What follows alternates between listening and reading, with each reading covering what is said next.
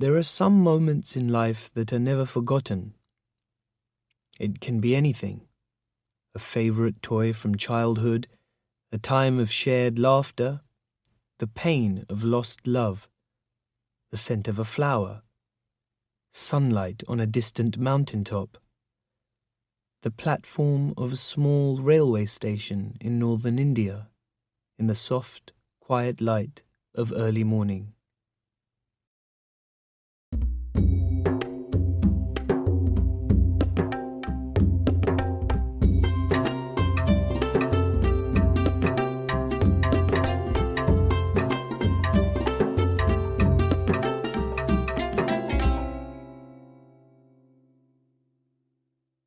When I was at college, I used to spend my summer holidays at Dera, at my grandmother's place. I stayed there in the hills from early May until late in July. Deoli was a small station about 30 miles from Dera. It marked the beginning of the heavy jungles of the Indian Terai area. The train used to reach Deoli at about 5 in the morning, when the station was poorly lit with oil lamps, and the jungle across the railway line was just visible in the early light of day. Deoli only had one platform, a waiting room, and an office for the station master. On the platform, there was a tea stall, a fruit cellar, and a few thin, hungry dogs. Not much else, because the train stopped there for only 10 minutes before rushing on into the forests. Why it stopped at Deoli, I don't know. Nothing ever happened there. Nobody got off the train, and nobody got on. But the train always stopped there a full 10 minutes, and then a bell sounded, the guard blew his whistle, and soon Deoli was left behind and forgotten. I used to wonder what happened in Deoli, behind the station walls. I always felt sorry for that lonely little platform, and for the place that nobody wanted to visit. I decided that one day I would get off the train at Deoli and spend the day there, just to please the town. I was 18, visiting my grandmother, and the night train stopped at Deoli. A girl came down the platform, selling baskets. It was a cold morning, and the girl had a shawl thrown across her shoulders. Her feet were bare, and her clothes were old, but she was a young girl, walking like a queen. When she came to my window, she stopped. She saw that I was staring at her, but at first she pretended not to notice. She had a pale skin, shiny black hair, and dark, troubled eyes. And then those eyes, searching and expressive, met mine. She stood by my window for some time, and neither of us said anything. But when she moved on, I found myself leaving my seat and going to the door. I stepped out and stood waiting on the platform, looking the other way, away from her. I walked across to the tea stall. Water was boiling over a small fire, but the owner of the stall was busy serving tea somewhere on the train. The girl followed me to the stall.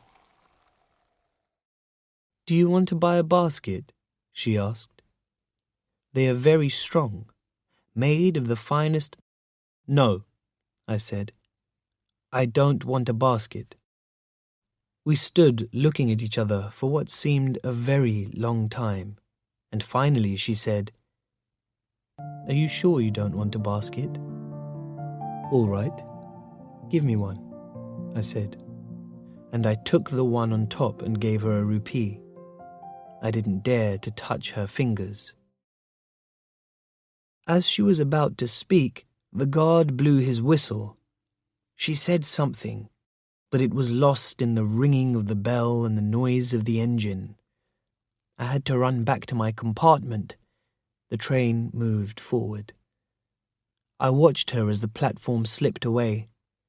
She was alone on the platform, and she did not move, but she was looking at me and smiling. I watched her until the signal box got in the way, and then the jungle hid the station, but I could still see her standing there alone. I sat up awake for the rest of the journey. I could not get out of my mind the picture of the girl's face and her dark, burning eyes. But when I reached Dera, I soon forgot about the meeting because there were other things to think about. It was only when I was making the return journey, 2 months later, that I remembered the girl. I was looking out for her as the train entered the station, and I was surprised how excited I felt when I saw her walking up the platform. I jumped out and waved to her. When she saw me, she smiled. She was pleased that I remembered her. I was pleased that she remembered me. We were both pleased, and it was almost like a meeting of old friends. She did not go all the way down the train selling baskets, but came straight to the tea stall. Her dark eyes were suddenly filled with light. We said nothing for some time, but we each knew what the other was feeling. I wanted to put her on the train there and then, and take her away with me.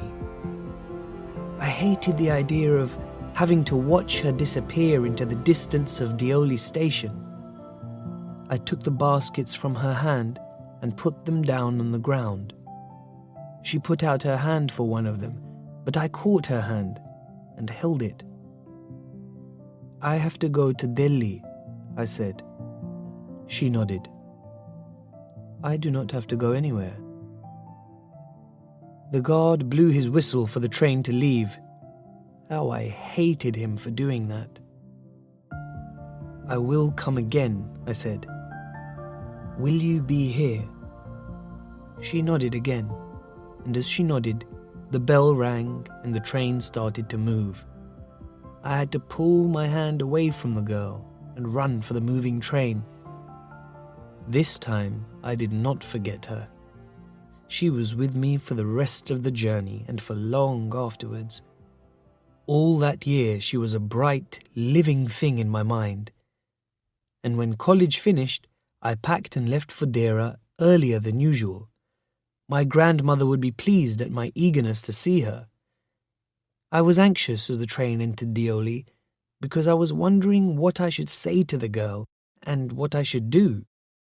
I was determined not to stand helplessly in front of her, unable to speak or express my feelings. The train came to Deoli, and I looked up and down the platform, but I could not see the girl anywhere. I opened the door and stepped onto the platform, deeply disappointed and fearing the worst. I ran up to the station master and said, "Do you know the girl who used to sell baskets here?" "No, I don't," he replied. "And you'd better get on the train if you don't want to be left behind." But I walked up and down the platform and stared past the station buildings. All I saw was a tree and a dusty road leading into the jungle. Where did the road go? The train was moving out of the station, and I had to run up the platform and jump for the door of my compartment. Then, as the train gathered speed, I sat miserably in front of the window. What could I do about finding a girl I had seen only twice, who had said very little to me, and about whom I knew nothing, absolutely nothing, but for whom I felt a fondness and responsibility that I had never felt before? My grandmother was not pleased with my visit after all, because I only stayed at her place for a couple of weeks. Feeling restless and worried, I took the train back, intending to ask further questions of the station master at Deoli. But at Deoli there was a new station master. The previous man had been moved to another station, and the new man didn't know anything about the girl who sold baskets. I found the owner of the tea stall and asked him if he knew anything about the girl with the baskets. "Yes, there was such a girl here, I remember quite well," he said. "But she has stopped coming now." "Why?" I asked. "What happened to her?" "How should I know?" he said. "She was nothing to me." And once again, I had to run for the train. As Deoli platform slid away, I decided that one day I would have to break my journey there, spend a day in the town, make inquiries, and find the girl who had stolen my heart with nothing but a look from her dark, impatient eyes. I cheered myself up with this thought during my last few months in college. I went to Dera again in the summer, and when, in the early hours of the morning, the night train came into Deoli station, I looked up and down the platform for signs of the girl, knowing I wouldn't find her, but hoping just the same. Somehow, I couldn't bring myself to break my journey at Deoli and spend a day there. If this was a film, I thought, I'd get off the train, solve the mystery, and provide a suitable ending for the whole thing. I think I was afraid to do this. I was afraid of discovering what had really happened to the girl. Perhaps she was no longer in Deoli. Perhaps she was married. Perhaps she had fallen ill. In the last few years, I have passed through Deoli many times, and I always look out of the train window, half expecting to see the same unchanged face smiling up at me. I wonder what happens in Deoli, behind the station walls, but I will never break my journey there. I prefer to keep hoping and dreaming and looking out of the window up and down that lonely platform, waiting for the girl with the baskets. I never break my journey at Deoli, but I pass through as often as I can.